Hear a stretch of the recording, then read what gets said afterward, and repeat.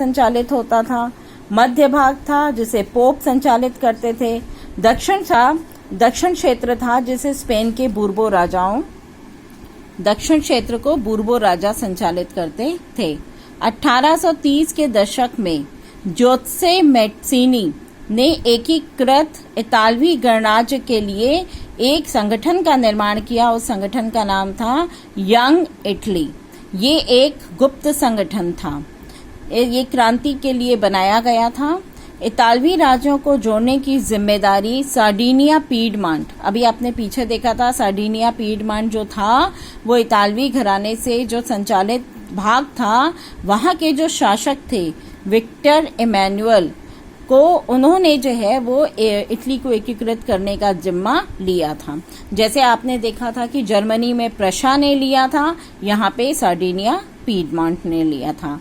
वहां के जो मंत्री थे कावूर, उन्होंने इटली के प्रदेशों को एकीकृत करने के लिए आंदोलन का नेतृत्व किया था और 1861 में इमैनुअल द्वितीय को एकीकृत इटली का राजा घोषित कर दिया गया।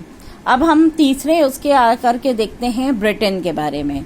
ब्रिटेन में जो राष्ट्रीय राज्य बना था वो बड़ी अजीब तरह से बना था। वहां पे न कोई क्रांति हुई थी, न कोई मार काट हुई थी।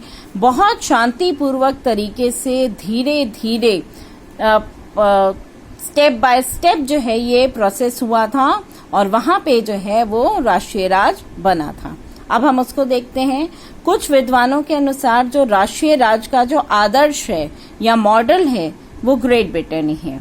18वीं सदी के पहले ब्रिटानी राष्ट्र ही नहीं था। वहां अंग्रेज, वेल्श, स्कॉट या आयरिश की मुख्य पहचान नृजातीय या एथनिक थी।